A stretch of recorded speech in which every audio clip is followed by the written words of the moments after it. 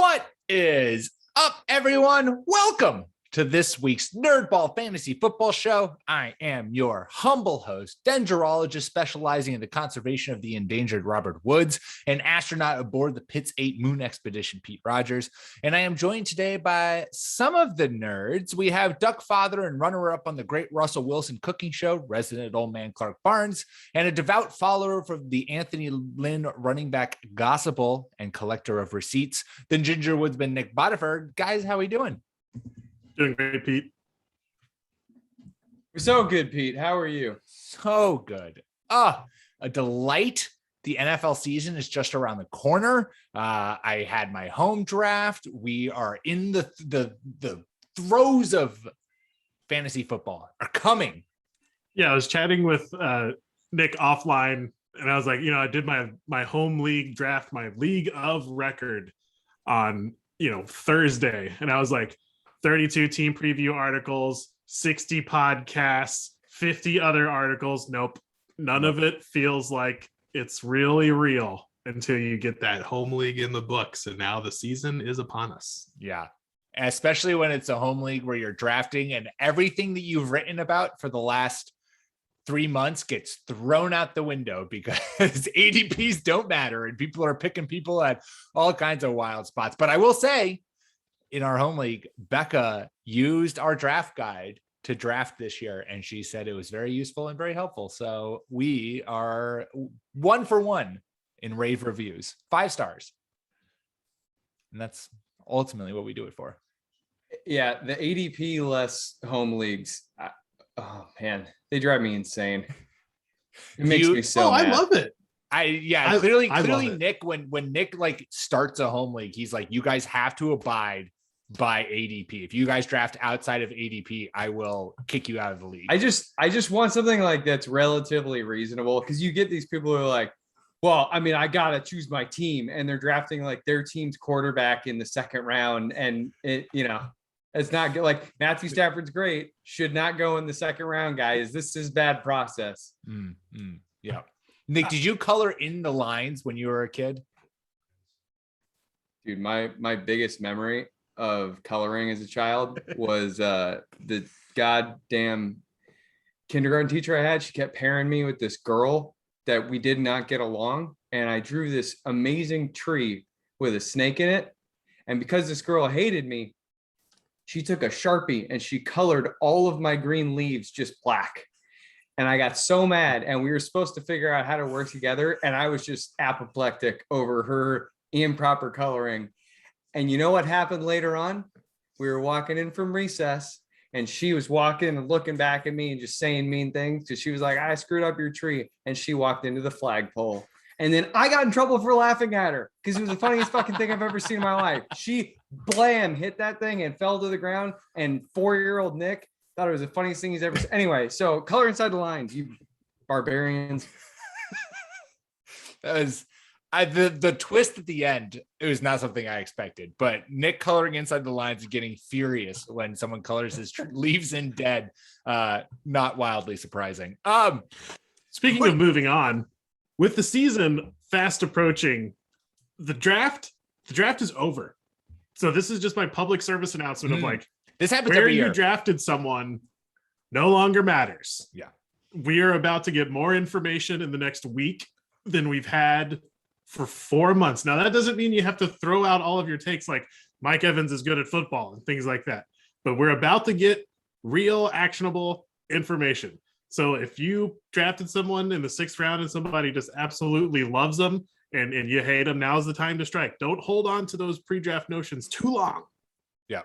When Patrick Mahomes starts off this season by throwing, 1 touchdown, 2 interceptions, and for 200 yards in week 1, cut his ass. Forget the fact that you drafted him in the 1st round. Snip, send him out on a waiver wire. Patrick Mahomes actually and the Chiefs have the biggest spread this weekend against the Browns, and I think that's a travesty. I think the Browns are going to slow the game down and run the ball really effectively. So I think they're like the Browns defense. -8. I feel like how are we sleeping on the Browns yet again? I think the Chiefs will win. Well, yes. But having that be the biggest spread seems odd because the 49ers Jets are playing the Lions. Right. What are we doing here? Anyways, we are going to talk about week 1 and some of our favorite matchups going into it. But before we do, let's hit the news. And the news is headlined with a couple of COVID-related things. We have 2 players who are both have tested positive for COVID and whose status is both out and in question for week 1. Zack Martin, offensive lineman for the Dallas Cowboys, who's fully vaccinated, but they are playing a Thursday game. And so because of the 5-day protocol, he will not be able to suit up for week 1. And then Jamison Crowder for the Jets, also tested positive for COVID, and he could still play week 1. His status is up in the air. Obviously, Zack Martin, offensive lineman, unless you're playing in the Jordan Smith offensive line league, where offensive lineman pancakes are worth 10 points. He alone doesn't impact your fantasy team. However, the Cowboys missing one of their best O-line pieces against the Buccaneers team that just brought Ndamukong Suh back off of their COVID list doesn't bode well necessarily for a Dallas offense that we're all very high on coming into this year. Clark, it seems not great for Zeke and Zeke managers in week 1. Yeah, this is going to be a tough game already. So I'm kind of 2 minds. After a team wins the Super Bowl, we always project them to win the next 5 Super Bowls. And I'm very much doing that in my head because the Buccaneers looked amazing and Tom Brady is coming back, ageless wonder, and their defense was one of the best things about their team. So it's really hard not to think like, well, of course, they're just going to go back to the Super Bowl. But man, this looks like a really tough matchup for Dallas already, because Dallas's secondary and defense is not really that good. The Bucs are loaded. And then what Dallas should try to lean on is a strong running game and then just hitting shots over the top with maybe the best receiver room in the NFL. And while the Cowboys offensive line has been very good in the years past, we saw last year that they were pretty thin. So they can't really afford to lose guys. So this is offensive line stuff has sneaky impacts on the game. Like offensive line matters as a unit a lot more than just your running back most of the time. So I think this is actually really big news for Dallas. The game is won in the trenches, Clark.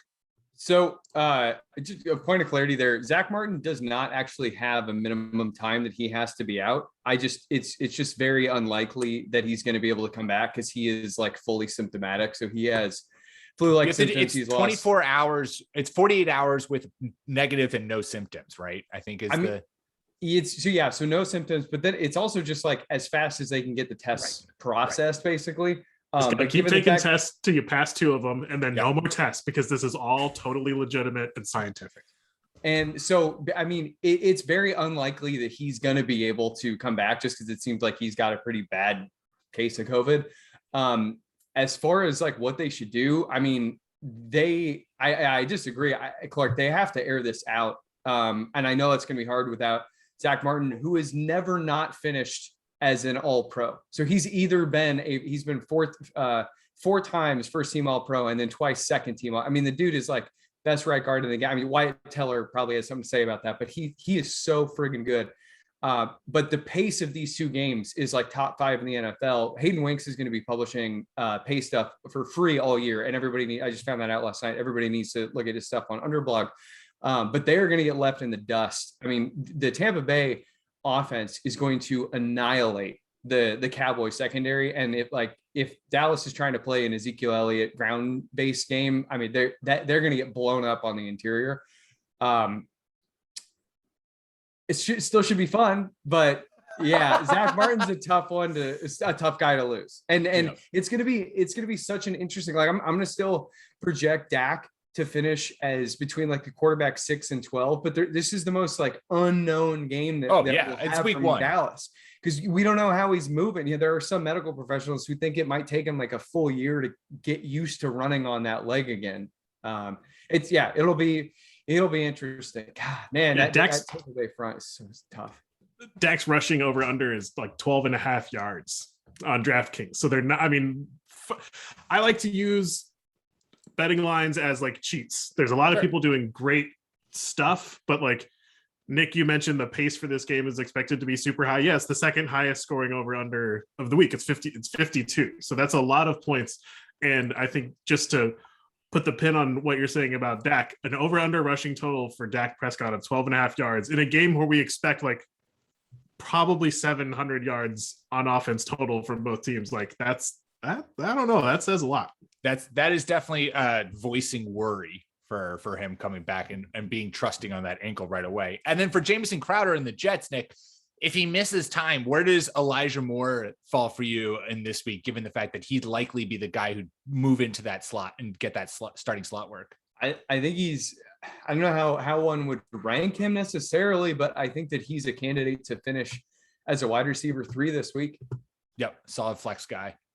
Jamison Crowder, I feel like this could be something, given how the offseason went for Jamison Crowder and the Jets, where they had a long battle about kind of lowering his cap hit. And it seems like there might be not on the outs, but just the relationship is getting a little old and a little tired. Maybe if Jamison Crowder does miss week 1, it could be something where, especially if he misses week 1 and Elijah Moore balls out, it might be the end of Jamison Crowder's rope in New York. And we might see then Elijah Moore and Corey Davis be that number 2 wide receivers that we're anticipating for the Jets from week 1 onwards. So, yeah, I think Crowder and Moore were already not, premier wide receivers for you. But I think with Crowder being out, this could be chapter 1 in Elijah Moore's like unbelievable rookie season, because the hyperbole that Moore has been spoken about from AJ Brown and DK Metcalf and people who are covering the Jets is amazing, even for our current era of like everything that happens is the biggest, best thing ever. So, I mean, I think you're spot on with Elijah Moore, probably going to be ranked as like 25, 28 something, but like this could be how the story starts and then Elijah Moore was, came in and was the next Justin Jefferson, as much as I hate, like, who's going to be the next whatever. Man, like, I mean, AJ Brown and DK Metcalf can't stop talking about this guy. So like clearly as they were all teammates in Ole Miss, like Elijah Moore, we've the fantasy community has not been on him. Like he just kind of, he was injured for much of the preseason or something. Yeah, it was injured. And so we didn't get to see a lot of like actual gameplay, but some of the practice stuff, he was looking pretty sweet out there with Zach Wilson. And we all know that we've talked about this. Like Zach Wilson looked pretty good during the preseasons, and now this Jets offense, you should be buying. The other team in New York, the New York Giants, are getting Saquon Barkley back healthy, ready to go for week 1. However, Evan Ingram is a long shot, and that is a direct quote ripped from Ian Rappaport for week 1 with a calf injury. Barkley likely to be on a snap count. Nick, what are your expectations for him for week 1? I'd be really, really surprised if he gets fewer than 15 touches, and I would be totally fine getting like 8. I'm totally fine spending a first round pick on Saquon Barkley if he's getting 18 touches this week and next week, and then is like off to the races after that. Cool. So to you, a limited snap or a limited workload is like 15 to 18 touches. Yeah. I mean, that's why we all want Saquon Barkley, right? Like because that's 25 limited. Touches. Yeah. Right. Yeah. Yeah, I agree. One note: there's only one football team in New York, Pete. Oh, that's true. And that's the Buffalo Bills. It's Buffalo Bills. Everybody else is from New Jersey. It's true. The shithole of New Jersey. Evan Ingram's calf injury. Kyle Rudolph is the next in line to play at tight end, but he's also coming back from injury. Clark, I know you love yourself some Kyle Rudolph. This is your moment. We just talked about Elijah Moore supplanting Jamison Crowder. Kyle Rudolph rises like a phoenix from the embers to take over. What a testament to how good Saquon Barkley is, that we're excited about him despite playing in an offense led by Jason Garrett and Daniel Jones. Yeah. That's my Kyle Rudolph take. There you go. Yeah. Does anyone get a boost in the Giants passing game with Evan Ingram out? Like, is there anyone you're trusting? I'm not trusting anyone in the Giants offense until we see it. It's the team we saw last year, right? So with Kenny Galladay. No. Yeah, no. I mean, I think that Sterling Shepard has kind of just fallen out of people's minds, and I would not be like excitedly starting him. But if I was trying to like find a way to separate from the field in DFS, like I would totally look at Sterling Shepard.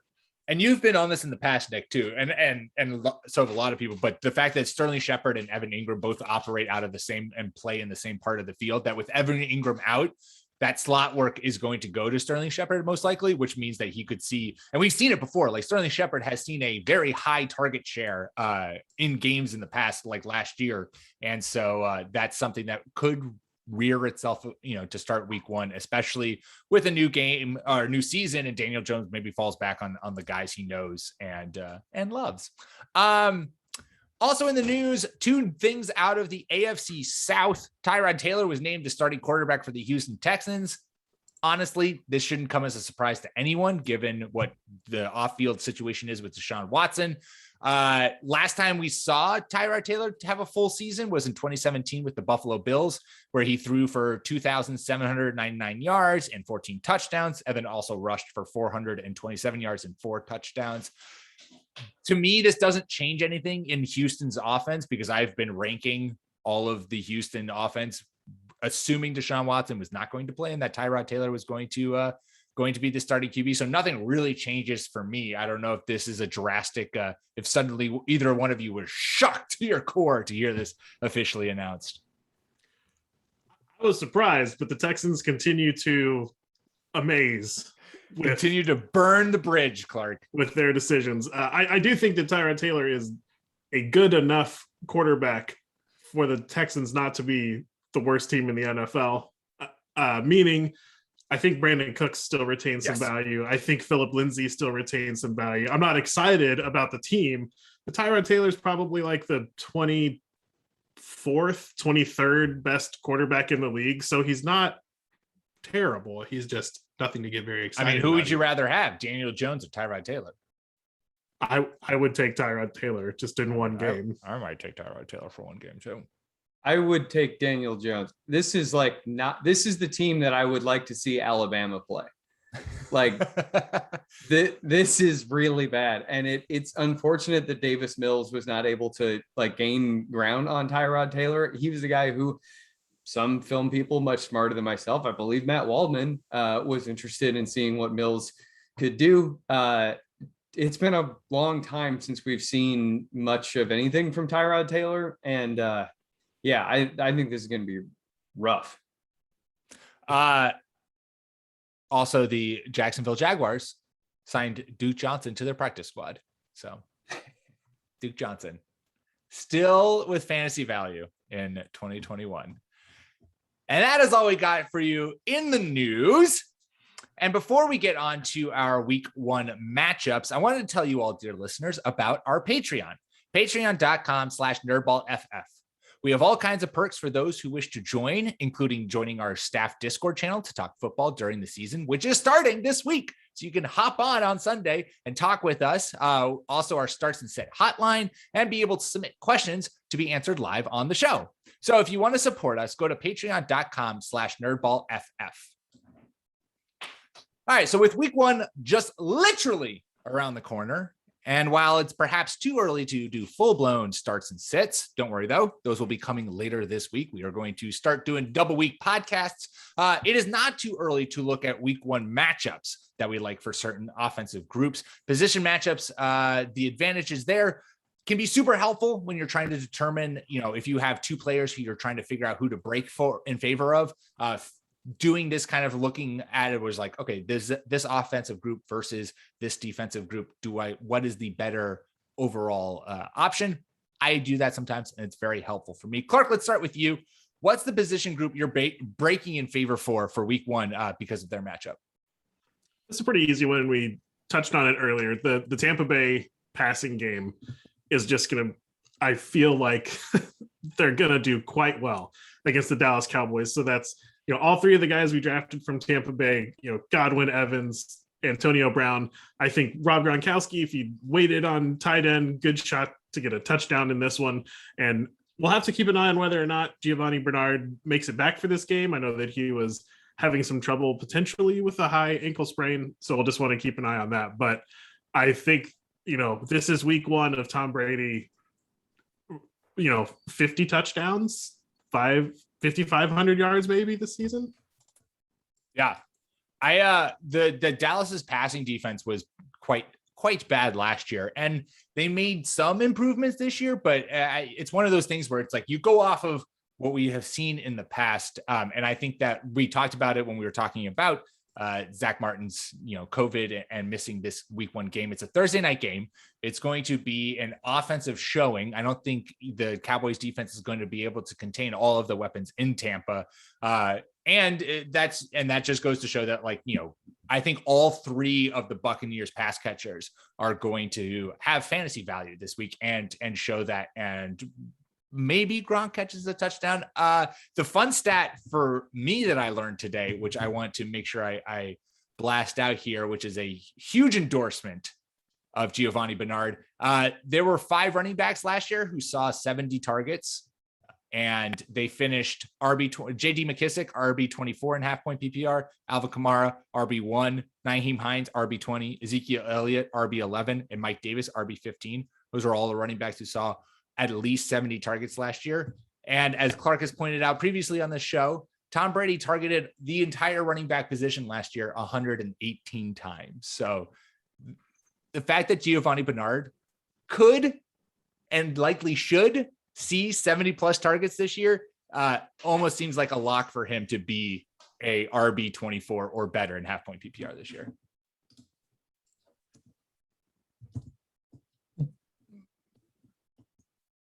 I'm sorry, Giovanni Bernard is a lock for top 24 running back?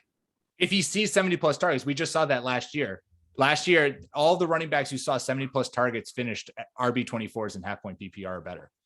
I will take that bet. You will take that? Giovanni Bernard finishes outside of the top 24 with a minimum of 70 targets. Half point PPR. All right. Sounds done. Good. Sounds good. I'll do better than that. I think I have Gio ranked. I know Clark that I just ranked. said don't worry about ranks and where you drafted people, but I think I have Gio ranked as like my RB 20 for the season. So Gio, I'll take you on that one inside top 24. Sure. Yeah. Clark has Gio on his season rankings as the 18, RB 18. baby. Love it. I like the long pause though, Nick, as you contemplated whether or not this was actually true or not. I was just trying to make sure I heard this correctly. Yeah. I mean, we saw the stats bear out from last year. I'll take it. I mean, yeah, we're taking it. So Clark and I are rivaling Nick here in a wheel bet. Do you have anything to add thoughts on Bucs versus Cowboys, Nick? I mean, we touched on it earlier. Yeah, I still think you're basically starting everyone excitedly. The thing I'll probably most be excited or curious to see is Michael Gallup's slot snap share. He was getting some work on the inside in the preseason, and last year he basically tanked everybody who drafted him, thinking he'd be like a wide receiver 2 candidate because all they did was have him run deep. If he is, or if they are just going to play musical chairs with how they align all 3 of their wide receivers, then like Gallup could be a massive value. I think that given his super depressed ADP, it would have been a decent idea to just put him on the bench. And I wouldn't necessarily advocate starting him this week, but like he's the guy whose stock I think has the most to gain from this Thursday night matchup. Outside of that, I mean, I think you're excitedly starting all of the Tampa Bay Buccaneer receivers. Like, load them up. Let's go. Yeah. Michael Gallup, I think this is the perfect scripted thing for Michael Gallup to have like 3 catches for 80 yards and a touchdown or 2 touchdowns. And he's the number 1 waiver wire target for week 1 because everyone's like, oh, Michael Gallup, the Michael Gallup we saw in 2019 is back. And this offense can house, 3 legit wide receiver 2s or whatever.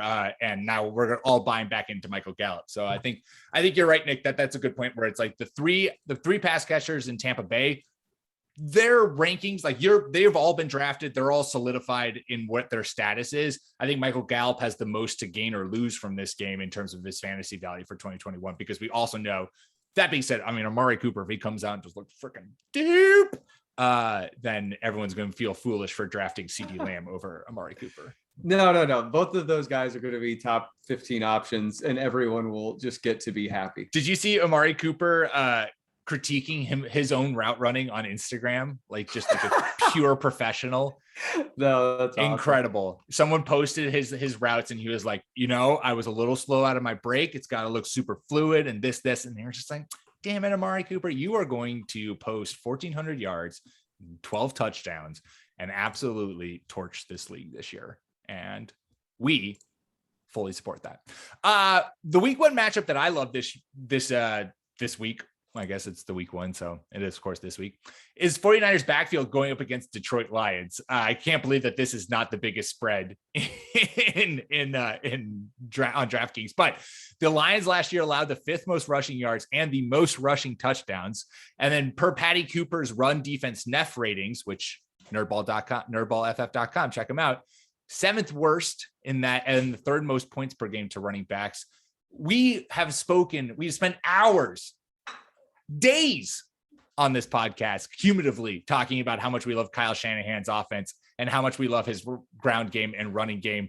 And in a similar situation to Tampa Bay, where, who knows how exactly the pecking order of these wide receivers will be for the entire season. Who knows what the pecking order will be for the 49ers backfield this entire season. But I think that this offense is good enough that both of those guys, Raheem Mostert and Trey Sermon, will likely eat in week 1 because the matchup is so juicy and so delicious, and the Lions are going to be able to stop anything. So confidently play this backfield in week 1. Yeah, we could be wrong. We don't know. I think the Lions are lining up to be one of the worst teams in the league, and I think what's pertinent here is we know they're not going to be very good, or at least expecting that, is this has actually hurt a couple of the Niners receiving options for me. I have George Kittle all the way down as the tight end 5. I mean, you're still starting him, right? Like, he's still going to be amazing. But like you mentioned with Mostert and Trey Sermon, if the 49ers are comfortably winning this game and comfortably winning games this season, I think it's pretty obvious that Shanahan won't want to run Mostert more than he has to, especially with Elijah Mitchell and Trey Sermon on the roster. So we might see a lot of work out of Trey Sermon, and just maybe I wouldn't judge the Niners pass catchers on what we see this Sunday as for the rest of the season. Yeah. I think this could be a big outing for the ground game, and one where we're like, do we overrate Brandon Ayuk? Do we overrate Debo? Is Jimmy Garoppolo never going to throw the football? Is it going to be 10 pass attempts per game? And then it come week 2 where that's all put to rest when, Jimmy G throws the ball 50 times and then gets injured, and then Trey Lance takes over. You just start everybody because they're going to just obliterate this team. I'm really not worried about the idea that we're like not going to get ceiling performance. Mostert's going to house something from 70 yards out. Sermon's going to lock and load it. Like if you want to put money on one play happening, it's Raheem Mostert taking an early rushing attempt 60 yards to the house. Yeah, no, it's going to be a whole lot of fun. I think Brandon Ayuk, everybody's going to look real good. And I think that if they do start Jimmy G, this is going to be kind of like a really bad decision that Jimmy Garoppolo made, Kyle Shanahan made, unless they go with the Miami formula of just saying, no, at the bye, we're benching the guy, even if he's playing well, because San Francisco's opening season schedule is really friggin' soft. And so here's the kind of the problem that you run into is if you keep him in there and then, just expect to bring Trey Lance in when Jimmy Garoppolo struggles, I think the schedule is kind of soft enough that they might not have to do that. But anyway, yeah, I'm just start your Niners. It's going to be a fun time. Do we think go ahead, Clark.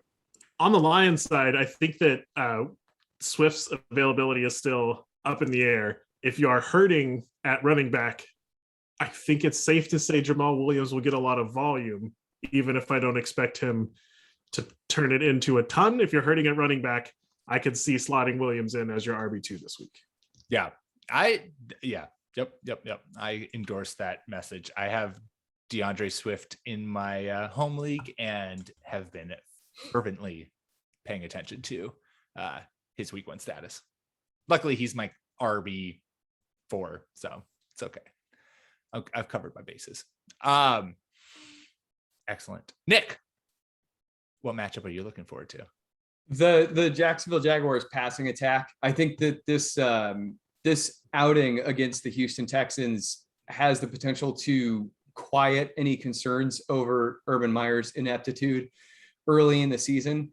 JJ Watt accounted for 29 of the Texans' 127 pressures last season. If you take those 29 off, they are worst in the NFL. They're like sixth worst if you keep it. And you could say, well, hey, but they brought in other players. And then you look and see that the player they replaced him with is a man named Jordan Jenkins, who was more or less a rotational pass rusher for the New York Jets.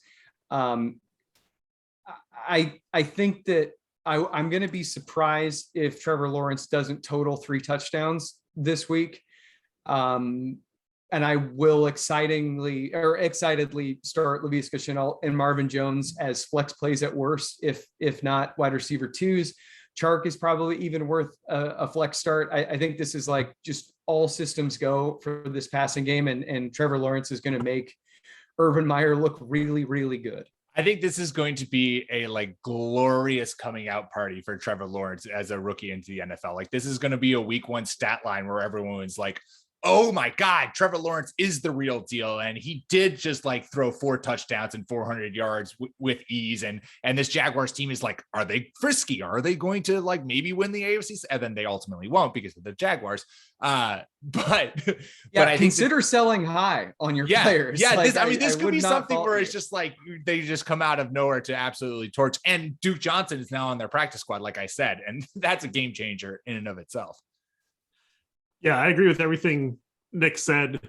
And just to state the obvious, but the corollary, if the Jaguars look rusty against the Texans, you might want to seriously consider seeing what you can get for your Jaguars. Yeah, if they come out not looking good, hey, maybe it's because Urban Meyer's made their number 1 overall quarterback split reps with Gardner Minshew, who they traded for a 6th-round pick.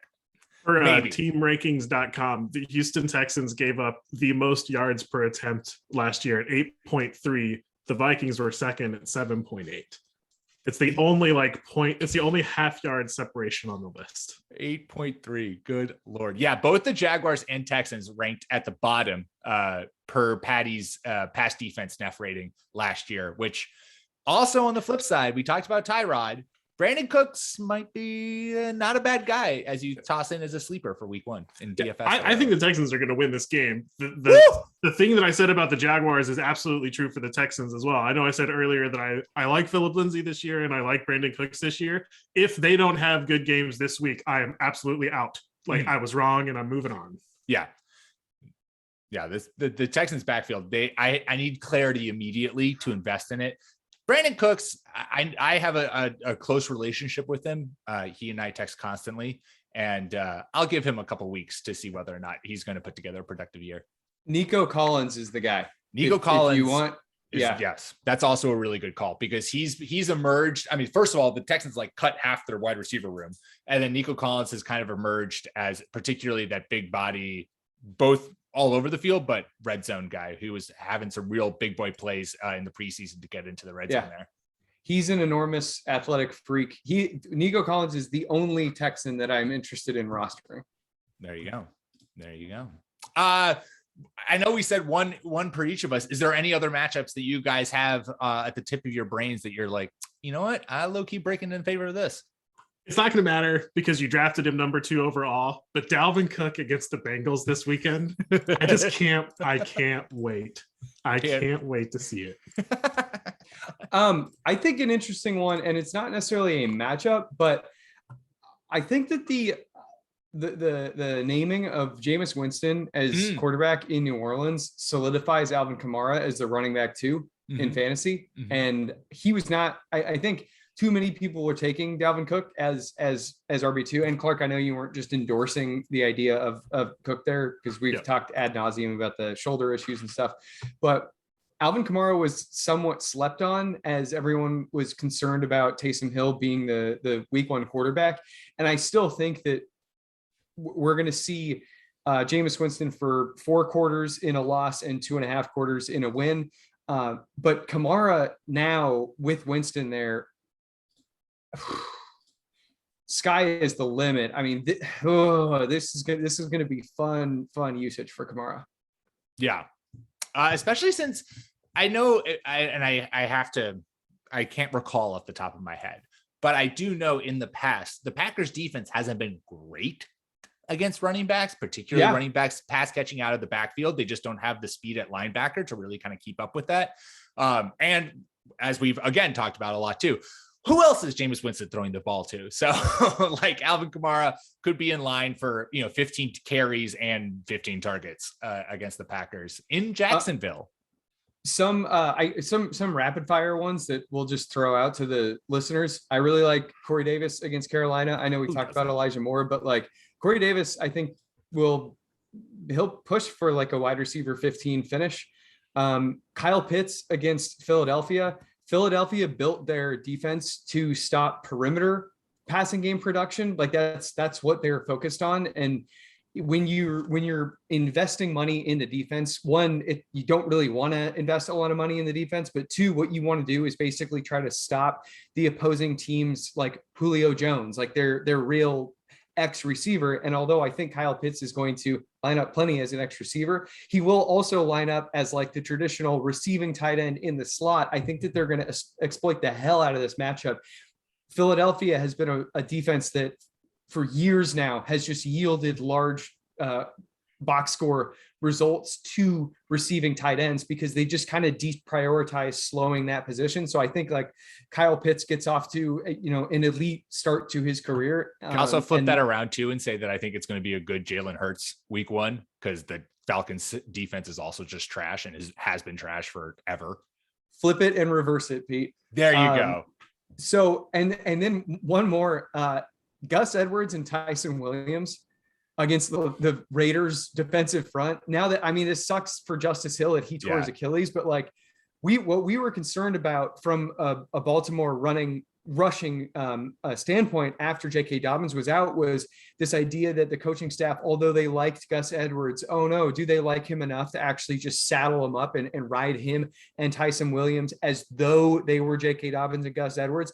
They don't have that choice now. Now that Justice Hill is out of the picture, they'll bring someone in who's like a free agent right now. And maybe that's why Jacksonville quickly signed Duke Johnson today, because they were like, oh God, we can't, compete with another running back needy team. But like these two guys are the only dudes who made it through training camp for this team against the friggin' Raiders.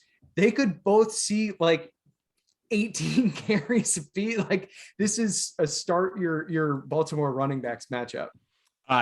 Ravens bringing in Le'Veon Bell and Devonta Freeman for workouts as your veteran back off of the waivers. Yeah, and a couple of things on that. One, the Ravens bringing in these guys for workouts means nothing. You have to have 3, 4, 5 backs. This isn't to threaten Gus Edwards. Someone might get work, but Gus Edwards is going to be the man unless the rookie behind him can show that he should be getting carries. Having said that, we know the Ravens don't want, in the Lamar Jackson era, the Ravens haven't wanted to have one workhorse running back because they just run the football too much to do that. With this Ravens versus Raiders game, I'm going to be watching the Raiders offensive line really closely because they shipped everybody out on the offensive line and they are expected to be terrible. It's tough to put them up against the Ravens, who just like the Steelers are able to draft wide receivers every year. The Ravens somehow are able to draft these in-betweener linebacker defensive end types every year.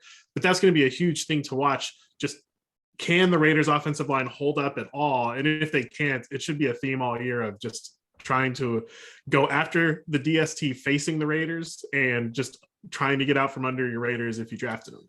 Yeah. I hope if you drafted Josh Jacobs, you got him at a massive discount because he's not living up to his ADP. Hate to break it to everyone, but yeah. Awesome. Well, there you go. That's all we got for you this week. Please rate and subscribe to the podcast wherever you get your podcasts and your podcast platform of choice. And make sure you follow us on Twitter at nerdballff.com, at nerdballff. Crazy. You can follow myself on Twitter at Pete M. Rogers. Follow Clark at NFL Clark and Nick at Ginger__Nick without a K. And of course, the NFL season is here. The fantasy football season is here. So make sure you check out all the amazing content we're putting out over on the site, nerdballff.com. Bookmark it. Check it daily. We're going to have so much content coming at you on a weekly basis now that the season has started. Until next week, my fellow nerds.